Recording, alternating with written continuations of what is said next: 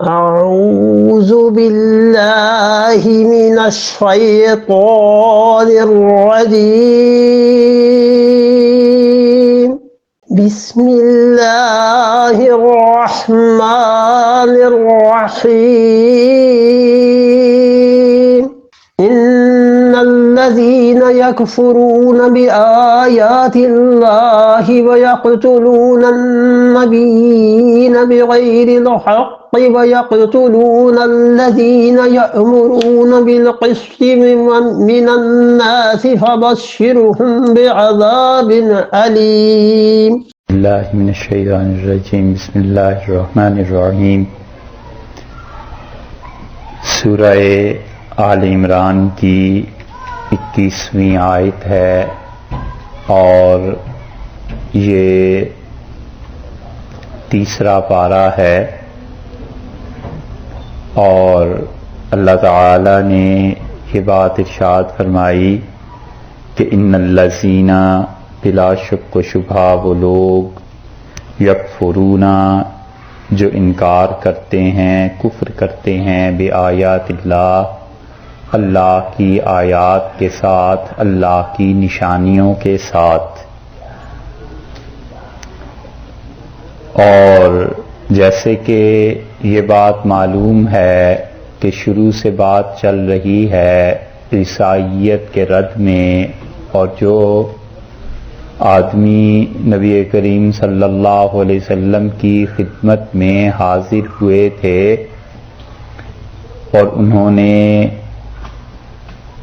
حضرت عیسیٰ علیہ السلام اور ان کی والدہ حضرت مریم کے متعلق مختلف باتیں اور غلط عقائد بیان کرنا شروع کیے تھے، یہ پہلی 80 آیات اللہ نے انہی کے رد میں انہی کے لیے نازل فرمائی ہیں۔ اور ایک ایک فکرے سے، ایک ایک لفظ اور بات سے، جیسے کہ آپ دیکھیں گے کہ ان کے عقیدے پر ضرب پڑتی ہے، اور جس چیز کو لے کر وہ بحث کے لیے رسول اللہ صلی اللہ علیہ وسلم کی خدمت میں آئے تھے، وہ تمام چیزیں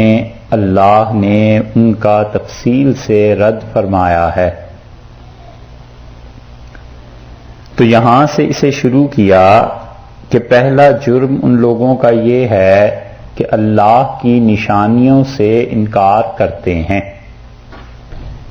اور اللہ تعالی کی نشانیوں میں سب سے بڑی نشانی جو اس وقت ان کے سامنے تھی وہ حضور اقدس صلی اللہ علیہ وسلم تھے، اور اللہ کی نشانیوں میں سب سے بڑی نشانی جو اس وقت موجود تھی وہ قرآن پاک تھا، اور اس کا انکار اور اس پر ایمان نہ لانا یہ ان کا پہلا جرم۔ دوسرا جرم ارشاد فرمایا ہے کہ وَيَقْتُلُونَ، اور وہ مار ڈالتے ہیں النبیین، انبیاء علیہ السلام کو، بغیر حق، بغیر کسی وجہ کے، بغیر دلیل کے انبیاء علیہ السلام کا قتل، یہ ان کا دوسرا جرم ہے۔ اور جتنے بھی حضرت عیسیٰ علیہ السلام سے پہلے نبی آئے ہیں ان میں بہت بڑی تعداد ایسی بھی تھی جن کو انہوں نے قتل کر دیا، مار ڈالا، اور ان میں جو رسول تھے اللہ نے انہیں محفوظ رکھا، اور رسولوں میں بنی اسرائیل میں آخری رسول سیدنا مسیح علیہ السلام تھے، اور مجموعی اعتبار سے آخری رسول حضور اقدس صلی اللہ علیہ وسلم تھے، اور یہ بات اصول میں طے ہو چکی تھی کہ رسول کو کوئی قتل نہیں کر سکتا، کیونکہ رسول اگر اس کا قتل بھی ہو جائے تو پھر حق اور باطل کے درمیان تفریق اور اللہ کی مدد اور یہ چیزیں اس کا کوئی معیار نہیں رہتا۔ اسی لیے جتنے حضرات بھی رسالت کے منصب پر فائز تھے ان میں سے کسی کو بھی قتل نہیں کیا جا سکا، اور رسالت حضرت مسیح علیہ الصلوۃ والسلام کے بعد رسول اللہ صلی اللہ علیہ وسلم کو ملی، اور نبی کریم صلی اللہ علیہ وسلم کے بعد یہ بات ختم ہو گئی۔ تو اس لیے ان عیسائیوں نے بھی قتل کیا، اور اللہ تعالی نے اسے فرمایا ہے کہ یقتلون النبیین بغیر حق، اور بغیر کسی وجہ کے یہ انبیاء علیہ الصلوۃ والسلام کو قتل کرتے تھے۔ تو عیسائیوں نے نہیں، یہودیوں نے، کیونکہ عیسائی تو شروع ہوئے حضرت عیسیٰ علیہ الصلوۃ والسلام سے نا، تو اس کے بعد تو کوئی نبی آیا نہیں، تو یہودیوں سے یہ بد حرکت سرزد ہوتی رہی، اور بغیر کسی وجہ کے انبیاء علیہ السلام کو قتل کرتے رہے۔ بغیر وجہ کا مطلب سورہ بقرہ میں اس سے پہلے گزر چکا۔ وَيَقْتُلُونَ الَّذِينَ، اور تیسرا جرم ان کا یہ ہے کہ یہ قتل کرتے رہے ان لوگوں کو یامرون بالقسط، جو انصاف کو کہتے تھے، من الناس، لوگوں میں سے۔ جو کوئی یہ کہتا تھا کہ انصاف سے کام لو اور اپنے معاشروں میں عدل کو رائج کرو اور صحیح چیز ہونی چاہیے، اور کوئی بھی ایسی بات مت کہو جو ظلم پر مبنی ہو، تو یہ اس کو قتل کر دیتے تھے۔ اور اللہ کو چونکہ انصاف پسند ہے، اور اللہ تعالی نے متعدد جگہ پر ان لوگوں کی تعریف کی ہے جو عدل کو قائم کرتے ہیں، انصاف کو قائم کرتے ہیں، اس لیے ان کے جرائم میں سے یہ جرم گنوایا کہ الذین یامرون بالقسط من الناس، لوگوں میں سے جو انصاف کا حکم کرتے تھے یہ انہیں بھی مار ڈالتے تھے۔ اور اسی لیے اللہ تعالی نے یہ ضروری قرار دیا کہ ہر زمانے میں ایسے لوگ رہیں جو لوگ انصاف کا حکم کرتے رہیں، نیکی کا حکم کرتے رہیں اور برائی سے روکتے رہیں۔ اور اسی سے یہ بات بھی معلوم ہوتی ہے کہ امر بالمعروف اور نہی عن المنکر یہ پچھلی امتوں میں بھی تھا، اور پچھلی امتیں بھی اس بات کی پابند تھیں، اس بات کی مکلف تھیں کہ امر بالمعروف اور نہی عن المنکر دونوں کریں،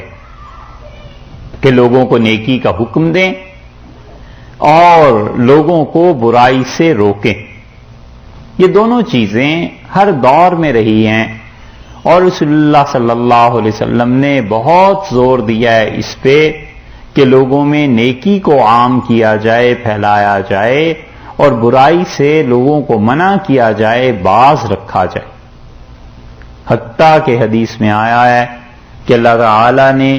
ایک بستی کو، صحیح بخاری میں آتا ہے کہ اس پہ عذاب بھیجا،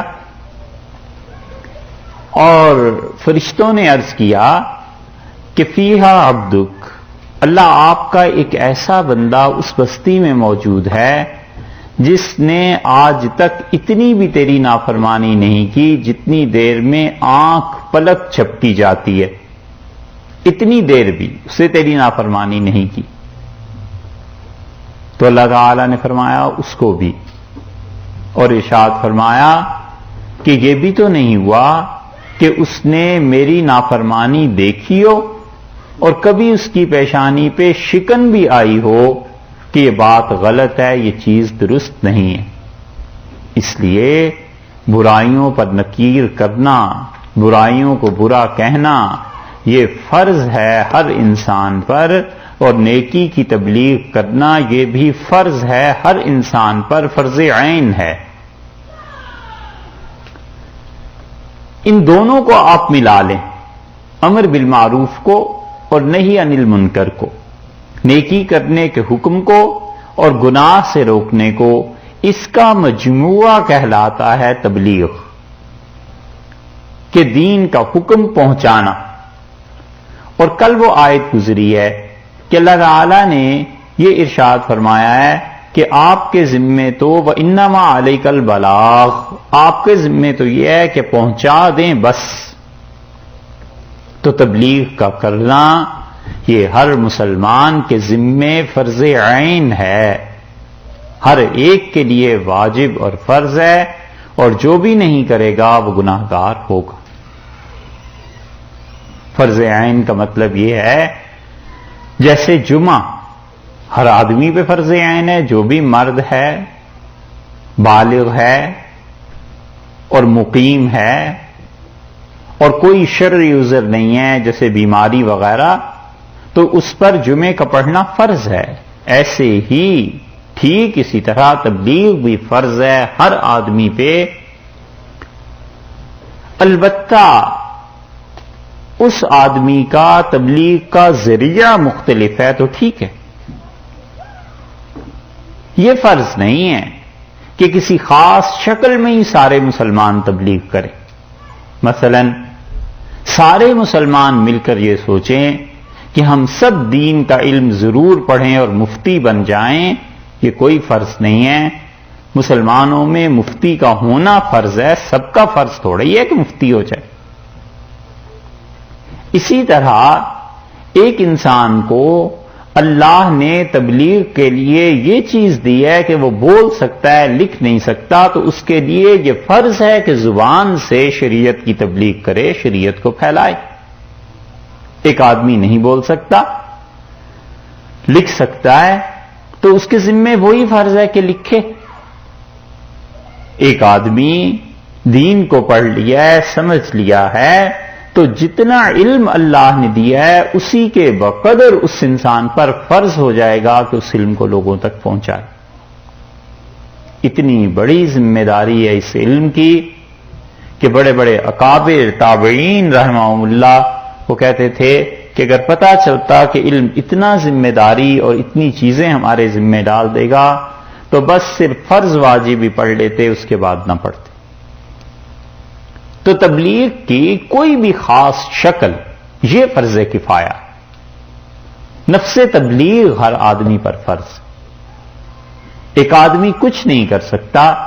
اور سارا دن کمپیوٹر پہ بیٹھ کے کام کرتا ہے، اس کے ذمے بھی شریعت کی تبلیغ فرض ہے، اور وہ اپنے فرض کو اسی طرح انجام دے سکتا ہے کہ اس سے کسی کو ای میل کر دی، کوئی اچھی بات بتا دی، مسئلہ بتا دیا، اور کوئی برائی جو اس کے علم میں آئی اس برائی کو اس سے منع کر دیا، روک دیا کہ یہ فتنہ، یہ وبا پھیل رہی ہے اور اس کے خلاف کام کرنا چاہیے۔ یہ جو فرض عین تھا اس نے پورا کیا۔ اس لیے جتنے بھی امت میں صحیح معنی میں مفتی اور فقیہ ملیں گے وہ یہی کہتے ہیں کہ نفس تبلیغ کا کرنا ہر ایک پہ فرض ہے، اور اس کی شکلیں جو مختلف بن گئی ہیں ان شکلوں میں سے کوئی بھی اختیار کر لے گا تو یہ فرض پورا ہو جائے۔ جیسے نماز جنازہ ہے تو فرض عین اس معنی میں کہ اگر پوری بستی میں کوئی نہ پڑھے تو سب لوگ گناہگار ہی ہوں گے نا، لیکن کچھ لوگوں نے جنازہ پڑھ دیا تو وہ ایک طرح کا فرض ان باقیوں کے ذمے اتر گیا، اور کچھ لوگوں نے جا کے تعزیت کر لی تو ان لوگوں کو بھی اس کا ثواب ملا۔ مختلف شکلیں ہو گئیں، لیکن یہ کہ جو جو حق تھا جس کے ذمے اس نے اتنا پورا کر دیا۔ بس اسی طرح شریعت کی بات کو پہنچانا، نیکی کو، اور گناہ کا، بری بات کا رد کرنا، اس کو روکنا، یہ ہے ضروری، مگر ہر آدمی کا اپنا اپنا میدان ہے۔ حتیٰ کہ آپ یہ دیکھیں بادشاہ وقت ہے، حکمران ہے، تو اس کے لیے تبلیغ کی یہ بات کافی نہیں ہے کہ وہ محض لوگوں کو ریڈیو، ٹی وی اور میڈیا میں آ کے کہہ دے کہ اسلام پر عمل کرو اور برائیوں سے بچو، کیونکہ اس کے پاس اختیار ہے، حاکم ہے، اس کے ذمے شریعت کی یہ تبلیغ ضروری ہے کہ اللہ نے جو قوانین دیے ہیں اور جس قدر اپنی بساط کے مطابق وہ نافذ کر سکتا ہے وہ نافذ کرے، قصاص نہ رائج کرے۔ اسی طرح جو تعزیرات ہیں شریعت کی وہ نافذ نہ کرے، اور وہ فقط یہ کہے کہ لوگوں اپنی حالت بدلو اور اسلام پہ چلو، وہ فرض کا تارک ہو جائے گا، کیونکہ اللہ نے جس منصب پہ اس کو بٹھایا ہے اس کے مطابق اس کی تبلیغ ہوئی ہے۔ تو نفس تبلیغ فرض، اور کوئی بھی ذریعہ اس میں سے اختیار کر لے وہ فرض کفایہ ہے، وہ اپنی سہولت کے مطابق ہے۔ ایک آدمی صرف لکھ ہی سکتا ہے، بس لکھتا رہے اللہ کے دین کے لیے، لکھتا رہے برائیوں کے خلاف، تو اس انسان کو اس پہ ثواب ملے گا۔ اسی لیے اللہ نے یہاں ان کی مذمت میں بیان کیا ہے کہ وہ جو لوگ معاشرے میں انصاف کا حکم دیتے تھے انہیں وہ قتل کر دیتے تھے۔ یہ ہے یہودیوں کی خرابی اور ان کی غلط حرکتوں میں سے ایک حرکت۔ اور اسی لیے بعد میں فرمایا کہ فبشرہم بعذاب علیم، اور انہیں بشارت دیجئے کہ اللہ کا ایسا عذاب جو علم والا ہے ان تک پہنچے گا۔ قرآن ایسے موقعوں پہ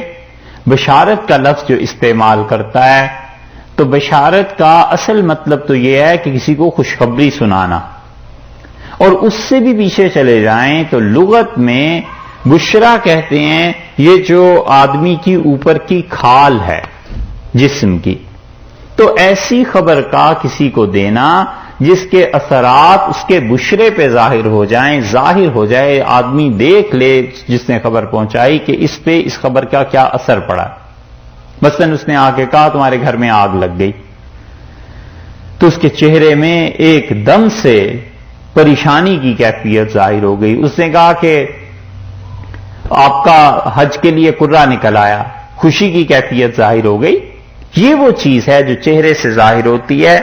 تو خبر جو چہرے سے جسم سے ظاہر کر دے کہ اس کا تاثر کیا پہنچا ہے، یہ ہے اصل چیز۔ پر بشارت اس لیے اس کو کہتے ہیں خوشخبری کو کہ انسان غم کی کیفیت کبھی کبھی جذب کر لیتا ہے، لیکن خوشی کی کیفیت کا جذب کرنا زیادہ مشکل ہوتا ہے، اس لیے کہ اس کے اظہار میں کوئی نقصان نہیں ہوتا عمومی طور پہ، کہ جس نے خبر لا کے دی ہے اس کو پتہ چل جائے گا کہ اس خبر سے خوش ہوا ہے تو اس کا کوئی نقصان نہیں۔ اور اللہ تعالی نے یہاں اور کئی مواقع پر جو کہا ہے کہ انہیں عذاب کی بشارت دے، تو اس کا مطلب یہ بھی ہے کہ وہ جس چیز کو کر رہا ہے نا اسے خوشخبری سناؤ کہ عذاب ملے گا، یعنی خوش رہنا۔ یہ ایسے ہی ہے جیسے کسی ملزم کو کہا جاتا ہے کہ تمہیں یہ کام کر رہے ہو نا، جیل ہو جائے گی، پھر خوش رہو گے، پھر ٹھیک ہوگا۔ مطلب یہ کہ ہوگا تو غلط اور بشارت کی بات نہیں ہے، مگر تمہاری کرتوتوں کا نتیجہ یہی ہے۔ اور بشارت دے کا دوسرا مطلب بعض مفسرین نے لکھا ہے کہ اس کا مطلب ہے اللہ تعالی نے اپنی حاکمیت کا بتایا ہے کہ مطلقاً اللہ کی ذات حاکم ہے، اللہ کی ذات بادشاہ ہے۔ اس نے کہا ہم ایسی جگہ پر رکھیں گے انہیں جیسے بشارت والے لوگ ہوتے ہیں وہ اپنی جگہ پر رہتے ہیں، تو ہم انہیں اس طرح رکھیں گے وہاں پہ کہ سمجھ آ جائے گی۔ تو ارشاد فرمایا انہیں بشارت دے اس عذاب کی، کیونکہ انہوں نے ایک جرم تو یہ کیا کہ کفر کیا اللہ کی آیات کے ساتھ، دوسرا جرم یہ کیا کہ انبیاء علیہ السلام کو قتل کرتے رہے، تیسرا جرم یہ کیا کہ معاشرے میں جو لوگ انصاف کے داعی تھے اور جو قسط اور نیکی کو قائم کرنا چاہتے تھے یہ انہیں بھی قتل کرتے۔ اس لیے عمومی طور پر معاشرے میں نیکی کا قائم کرنا بہت بڑی عبادتوں میں سے ایک عبادت ہے، اور اسی لیے رسول اللہ صلی اللہ علیہ وسلم نے فرمایا کہ شہر کے لوگ 40 دن تک اللہ کی عبادت کرتے رہیں اور ان میں سے کوئی ایک آدمی بھی کسی صغیرہ گناہ کا بھی مرتکب نہ ہو، تو 40 دنوں میں خدا کی اتنی رحمتیں اس شہر پر نہیں برستی جتنا ایک چور کا ہاتھ کاٹ دینے سے برستی، کیونکہ انصاف کا قیام ہوا نا، لوگوں کے مال ان کی جانیں محفوظ ہو گئیں، اس لیے خدا کی رحمتوں کا نزول زیادہ ہوا۔ اور اسی طرح یہ جو معاشرے تھے مسلمانوں کے یہ انصاف پر مبنی تھے، انصاف پر قائم تھے، عدل ہوتا تھا تو کسی کو کوئی چنتا نہیں تھی، کسی کو کوئی پریشانی نہیں تھی،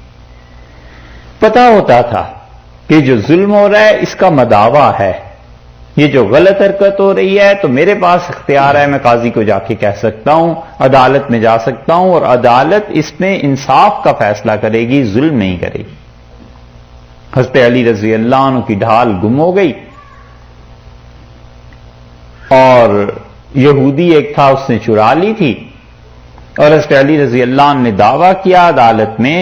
کہ یہ ڈھال میری ہے۔ قاضی نے بلا لیا، اس نے کہا امیر المومنین آپ کا دعویٰ ہے تو آپ گواہ پیش کریں۔ تو حضرت علی رضی اللہ عنہ نے اپنے بیٹے حضرت حسن رضی اللہ عنہ کو پیش کیا اور کہا میرا بیٹا اس کی گواہی دے گا، تو انہوں نے کہا بیٹے کی گواہی باپ کے حق میں نہیں قبول کرتا۔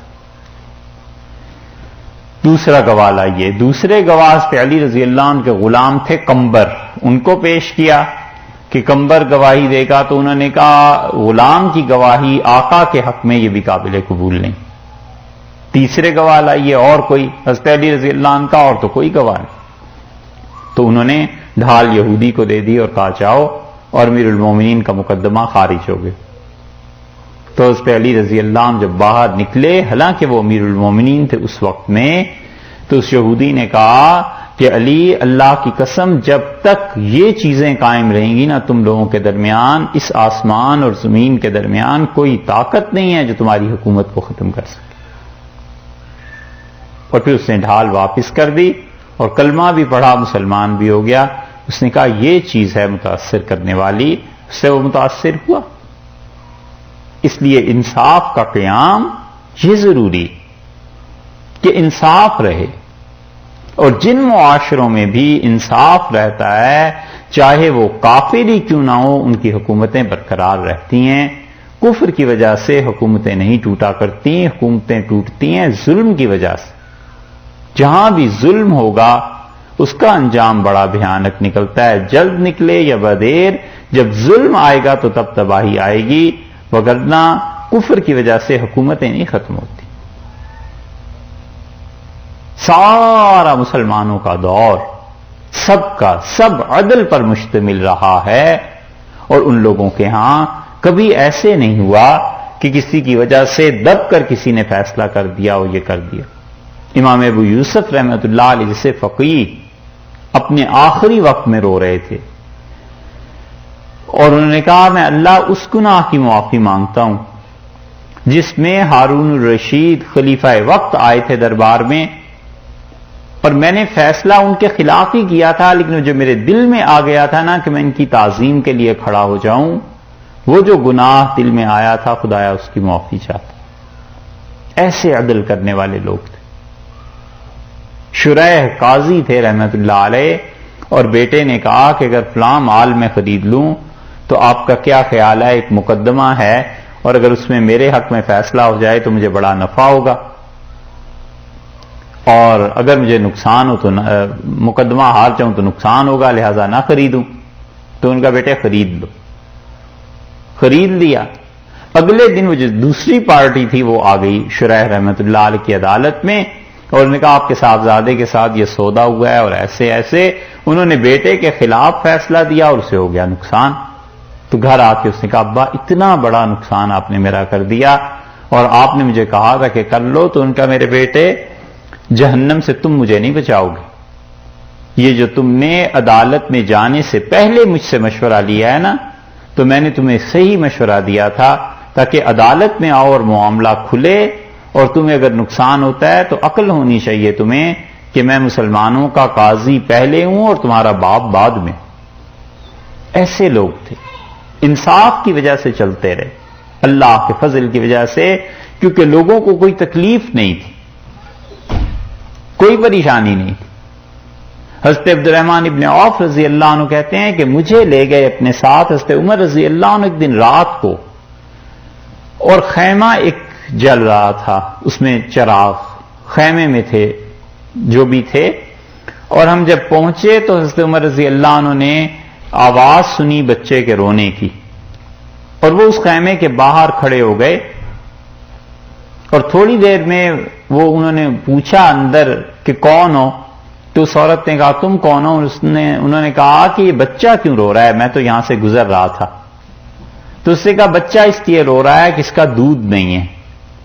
حضرت عمر رضی اللہ عنہ نے کہا تم بہت ہی بدسلیقہ ماں ہو کہ بچے کو دودھ نہیں پلا سکتی،